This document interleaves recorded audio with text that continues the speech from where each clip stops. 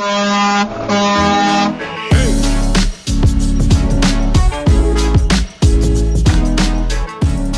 morning, listeners, and thanks for tuning in. We're very excited to begin this important podcast series focused on the Aerotropolis Freight Cluster Plan. I'm Inga Kennedy, your host, and today begins the first of 6 podcasts created to inform and make you aware of this very important process for our area. During this 6-part series, you'll learn all about how important freight movement is to the area, and you'll also learn about how freight impacts your lives every day. We all order online, don't we? And our products have to get to us some kind of way. The plan is being conducted for the Aerotropolis Atlanta Community Improvement Districts through support from the Atlanta Regional Commission. So let's get started. Today we're focusing on education and awareness, and this podcast is entitled, What is the Aerotropolis Freight Cluster Plan and Why Should I Care About It? To answer these 2 important questions, we have with us Daniel Studdard, a principal planner with the Atlanta Regional Commission, and Stan Reese, a project manager with the Aerotropolis Atlanta Community Improvement Districts, who is also the project manager for this study process. And Daniel, we've called you the guru, but give us a little bit about your background. Absolutely. So I've been at Atlanta Regional Commission since 2014. I have a master's in city and regional planning from Georgia Tech with a transportation specialization. Spent about a decade working in the private consulting business, doing plans just like this one. And then in 2014, decided to go in the public sector and went to work at the Atlanta Regional Commission. My undergraduate degree is actually in journalism from the University of Georgia, and worked for about 3 years in that field before I decided I wanted to go and become a city planner, which I was just learning about at the time, but decided I wanted to make a career change. So I've been doing that ever since and enjoy it. And, Inga calls me the freight guru. I don't know if I truly am or not, but I've stumbled into that as a little bit of a niche as well, because without a doubt, it's a growing field in our region and is hugely important for us. And so it's been a great learning experience, and I'm happy to have gotten that title somehow as well. Stan, tell us a little bit about your background. Sure. I graduated from the Florida State University's graduate program in urban and regional planning in 2012, and started my planning career with Georgia Department of Transportation. I was a transportation planner there for a couple of years, and as I was there, one of my main responsibilities became freight planning. So I became quite familiar with, from a state level perspective, investments in particularly road facilities that keep freight moving via truck throughout Georgia, particularly in the Atlanta and Savannah regions. And I kind of parlayed that experience into my current position with the Aerotropolis Community Improvement District. It's an area that obviously has both a lot of needs in terms of transportation generally and a lot of industrial warehouse facilities that are freight generators. So I think I was well positioned to understand some of the challenges there in terms of moving freight and transportation improvements forward. And so we'd like for you to discuss a little bit about the state of freight movement in the Atlanta region. And when you refer to freight, what exactly are you referring to? I'll start with your second question there. Freight, it's broadly defined as the movement of goods by truck, by train, ship, or even airplane. You mentioned e-commerce as you were talking there, and the growth of people buying things online and having them shipped to their home. Without a doubt, that's a huge growing part of our freight movement, but it's still only a piece of it. You see all those tractor trailers on the road, they're going to the grocery stores, to the Targets and Walmarts, to Home Depots and Lowe's, not just those parcel deliveries. It's literally anything that you eat, the clothes that you buy in a store, medication coming from a pharmacy. If you see something under construction, well, those building materials, they were freight. Trucking industry, I don't know where this line came from, but I like to steal it sometimes. The folks in the trucking industry say we deliver everything but babies. Okay. And to a certain extent, that's really true.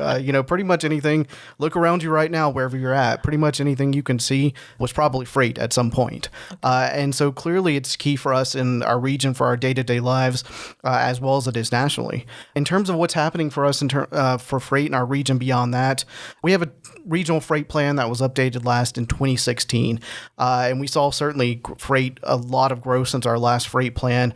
No shock there. I think if you drive around our region, you see trucks on our highways as well as our local streets pretty much all the time. So that's probably not a surprise to anyone that we have a lot of freight movement. What we also found in that planning process is we knew a lot of the big projects that were needed in our region. We knew that I-285 at I-20 on the west side of Atlanta was clearly a major project that's needed both for folks who commute in, say from Douglas County heading east, but also for the trucking industry because you have so many trucks going through there. You have some challenges in design, some things like that. So that was one example of a major project like that, but certainly 285, 400 interchange that's under construction now. We don't think of that as a freight project, but there's about 20,000 trucks a day on that section of 285. So certainly that's going to have a big impact when it's completed as well. So we knew a lot of those big projects, but we didn't know the smaller projects. We didn't know those day-to-day projects, the first mile, last mile, the thing that the truck drivers will encounter as they get off the highway, they head to that distribution center, they head to that store where they're making that pickup or drop off. Those day-to-day challenges, we didn't have a good grasp of things at the local level as much as we would really like. And part of the reason we found is that while we have a lot of local plans in our region, and I don't doubt a lot of our listeners have been a part of those plans because there are a lot of plans in a region our size, we hadn't necessarily done much planning in industrial areas. It's key to our economy, but these industrial areas kind of get pushed to the side. We think of them as the trucks, but don't necessarily think of the people that are in the trucks, those truck drivers and the challenges that they encounter on a day-to-day basis. And so we said we really needed to focus on this a little bit more, find out more about those first mile, last mile type of projects. And so we created the Freight Cluster Planning Program. And so it's something where local governments in our region or community improvement districts like the Aerotropolis CID, they could come to us, apply for a grant, and then we partner with them and do a study like the one that we're now doing here in the Aerotropolis area. This is key for our region in terms of traffic congestion and growth and supporting all that economic activity, but while not choking us from, in terms of traffic congestion. But I think the timing is really good as well, because if you've paid attention to the state legislature much over the past year, you may have noticed that, first we had a transit study committee and then implemented a new transit law. And then more recently, earlier this year, the state legislature identified the need for a freight committee. And so they've kicked that off, or about to kick that off here in August of this year with their first meeting. And so it's something that has kind of bubbled up at the state level where it said this is key for economic development, but we know it has some transportation challenges and other challenges. And so that's kicking off right now. So the fact that we're doing this study in the airport area is really key, so we can say here's exactly what our needs are and what we need to do to better freight transportation here locally, as well as manage all the other commuters and all the other needs in this part of the region. That's good. I told you he was an expert, right? Now, let's drill down a little bit more and talk about why all of that's important. Why is the ability to move freight through the region as efficiently as possible important to the area? Well, I'll start out by saying that our 2016 freight plan looked at the economic data a little bit as well as transportation. And one of the things that really stood out is that output from freight-dependent industries in our region contributes 38% of our regional GDP. It's also, we found that nearly 1/3 of the jobs in the region are in freight-dependent areas. Of course, this includes, truck drivers and folks working in warehouses, includes manufacturing, which is, while we've seen a lot of growth go overseas, there's still a significant amount of manufacturing both in Metro Atlanta and nationally. Of course, it includes construction. Like I said earlier, you've got to have all those construction materials. That's freight related. Anybody who's working in a store, in a restaurant, any type of retail sales like that, the food in a restaurant, all of that is a freight related job in one way or another, because without freight, you don't have anything to eat at that restaurant. You don't have anything to buy in that store. So it's really key to our economy. From the transportation side, we are a major distribution hub for the southeastern part of the United States. We have 3 interstate highways, obviously Hartsville, Jackson, Atlanta International Airport, busiest passenger airport in the world, but also important for freight movement as well. And then if you look to our southeast, we have the ports in Savannah and Brunswick. Port of Savannah is one of the fastest growing ports in the nation. It's the 4th busiest cargo port in the nation, following LA, Los Angeles, Long Beach, and New York, New Jersey ports. So it's really seen a lot of growth over the past decade and plans to continue growing. We had the Panama Canal expansion.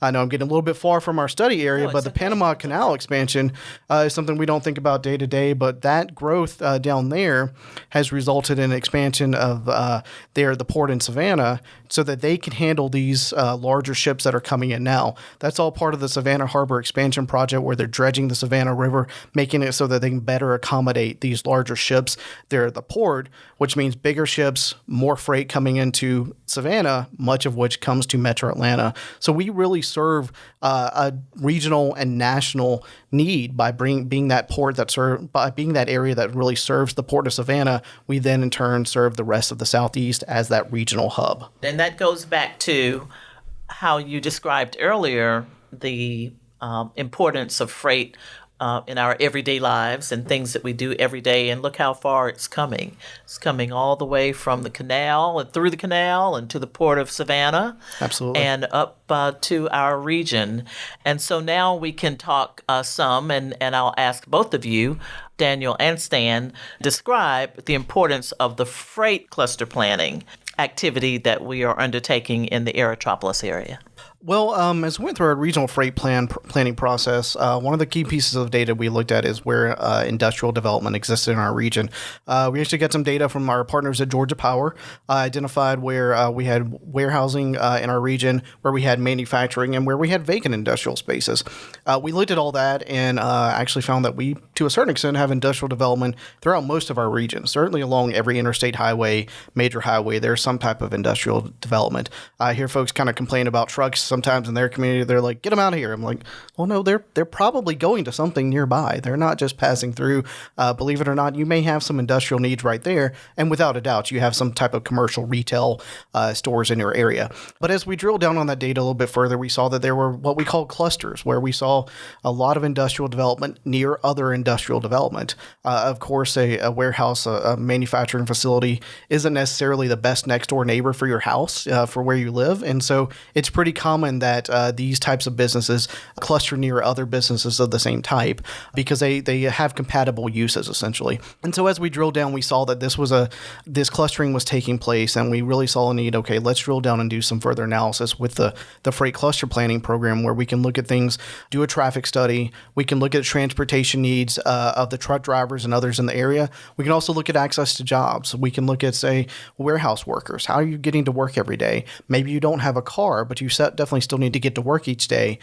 So is there a bus line nearby? Is there good bicycle pedestrian access? We looked at one area. There was a bus route that was probably a mile away from a major industrial corridor, and bus riders had to then cross an interstate highway and a railroad tracks and not always have sidewalks nearby. So certainly there's some challenges in getting to and from some of these jobs in the region. So we wanted to look at that, look at those land use challenges that may exist in these areas, look at technology. Certainly we know transportation technology is changing as we hear about autonomous and connected vehicles in the news. We hear about drones. We hear about a variety of other things. And so it's something where we say that's all happening now and more of that is likely to come in the future. How do we manage that going forward? Okay. So we really wanted to delve in and look at that a good bit deeper. And Daniel, how do we learn more about freight activity in the region? I know there are a lot of plans out there. Tell us where the listeners can go and find that information. Absolutely. I mentioned earlier that we have a regional freight plan that we adopted in 2016, and we also did a regional truck parking study that we adopted last year. And then this Aerotropolis freight cluster plan is actually the first of 7 freight cluster plans in our region. Next one's out of the gate will be up in Gwinnett County, Gateway 85 area. That's Jimmy Carter, I-85, Beaufort Highway area. One up at the Tucker Summit CID up in northeast DeKalb County, and then one in Spalding County. And then after that, we've got 3 more that we're just starting on as well. You can find out more information about those cluster plans as well as our other regional freight plans on the ARC website. Go to atlantaregional.org. And when you're on our homepage, just type in freight, and that will bring up multiple pages and more information than you probably want to see about freight. But certainly want folks in the public to know more about what we're doing, and certainly as well folks in the freight business. We know freight doesn't vote. I've never seen a truck in the voting booth, and so we want to hear from you in the industrial world. If you work in the freight and logistics industry, we always want to hear from the business community about what your needs are, because these plans really, they're better if we hear from you you and involve you in that planning process. So again, www.atlantaregional.org, and then just type in freight in the search bar and you'll find us. Okay, that's good. And here we are at the Aerotropolis Freight Cluster Planning process, and as one of the first recipients of those awards and the grant to look at what's happening around our area. Stan, tell us what your team or what this team will be doing and what are the goals and objectives of the plan? So the Aerotropolis CIDs were glad to submit ourselves as one of those freight clusters for that grant money from Atlanta Regional Commission to help us better understand the movement of the freight goods, primarily by truck throughout our area, as originating not just from the airport, but from a couple of the railroad intermodal facilities in the area as well. There are a good number of clusters within our broader cluster that we know are warehouse districts, primarily along Camp Creek Parkway, as well as on Forest Parkway, south of the airport. And then there are some others along US 1941, Old Dixie Highway. So really all points of the compass around the airport, we see a lot of concentrations of warehouses, logistics distribution facilities, as well as a handful of other freight uses as well. There's a scrap metal recycling facility north of the airport. There is also a large concrete operation to the west of the airport. So we know that we've got a diversity of different freight uses all around the airport, and we know that there are a lot of heavy vehicles that are traveling in the roads throughout the Aerotropolis. And we also know that there are a lot of residents, there's a lot of retail, there are a lot of visitors to the area that stay at any number of the hotels around the Aerotropolis. So we identified a need to understand the ways in which freight is moving through the area and interacting with, and in some cases conflicting with, other users throughout our district. And so the Freight Cluster program aligned very well with our priorities, and the timing was very fortuitous in that regard. So what our Freight Cluster plan will be looking at is that the truck volumes and the existing conditions throughout the Aerotropolis region, what particular facilities that trucks are using, where they're parking, inventorying, future plans from the state and local jurisdictions with regards to road improvements that may positively or negatively impact the movement of freight goods throughout the Aerotropolis. And then from that, developing future projections of what freight movement will look like throughout the area, both from points originating and ending within the Aerotropolis, as well as passing through the Aerotropolis, originating, as we discussed, from the Port of Savannah and going to Ohio, for instance. Those trucks still impact our roads and have an influence on the movement of goods and people throughout the Aerotropolis just as much as something that's moving from the airport to a warehouse nearby. So we want to understand how that freight is projected to grow and where it is projected to grow, and based off of that, make some recommendations as to possible improvements that would facilitate safe and efficient movement of freight throughout the Aerotropolis. And if I could just add on to that, Stan touched on kind of the diversity of freight needs in the area and kind of the different origin destination patterns. And I think in Metro Atlanta as a whole, we see a lot happening in terms of rail travel of freight. We see a massive amount of trucking. But the Aerotropolis area is a little unique because it's kind of at a confluence of a lot of different modes. You've got rail, not quite in the heart of the study area, but down in Fairburn and West Cobble-Still area and in the city of Atlanta itself. So kind of surrounding the Aerotropolis area, you have some major rail facilities. You have I-75, I-85, and I-285. So 3 major interstate highways. But as Stan said, you've got a lot of that freight coming out of Savannah, Brunswick. You've got freight coming out of Florida ports, out of Gulf ports, all coming up through Atlanta. Might have an origin destination in the area, or it might just be passing through. And that's all before we even get to air cargo, which is obviously pretty significant here locally that you don't have anywhere else really in our region. And so a lot of that's higher value than some of the other types of freight movement. It tends to be lighter goods that you can move, but it tends to be higher value. You may get things that are, rush delivery. You may get everything from pharmaceuticals, medication to flowers, which is lightweight but has a short lifespan. And of course, you have FedEx, UPS that have facilities on site, Postal Service right next door. So you have a lot of that parcel delivery as well. So a wide variety of different types of needs represented in the region as a whole, but even more so right here in this study area by the airport. Yeah, that's good. That's good. And that's a good lead in into the next question, and that's about freight policies. So tell us a little bit about how freight policies and planning affect the average resident or worker in the area, because we are going to be looking at recommending improvements. And so how do some of these policies and potential projects affect the residents and workers in the area? Well, the simplest way I would explain it is that trucks use the same roads that you and I do. They rely on those exact same interstate highways all the way down to local roads. And the only difference is they take a much wider area to make a turn, and they don't stop as quickly. So that gives reason to be aware of the ways in which they move. And so the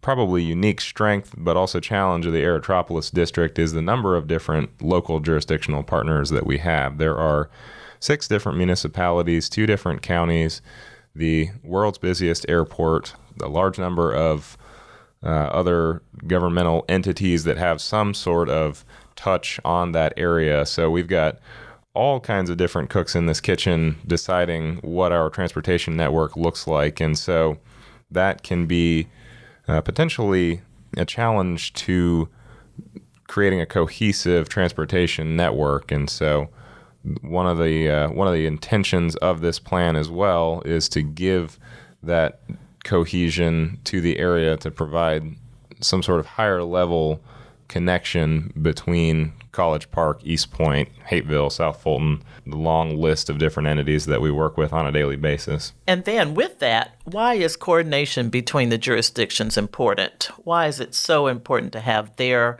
buy-in and their input to this process? Well, I think it's key because, freight needs don't stop at a boundary at a city or a county. It's really regional, if not, national in origin to a certain extent. As you're driving, do you think, I just crossed from College Park into Hateville or into East Point? Probably not. You're probably just concerned about where you're going and where you're coming from. And, is there traffic congestion ahead? And if so, well, how do I get around it?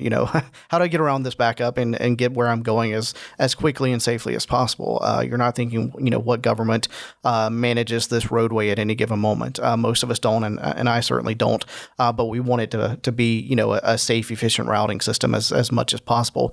So in terms of what happens at those local governments if one wants to widen a roadway and the adjacent jurisdiction doesn't want to? Obviously that creates a little bit of a mismatch, and so we want to have consistency as we look at those projects and make sure we're managing things as efficiently as possible like that. And then what role will they play in implementation?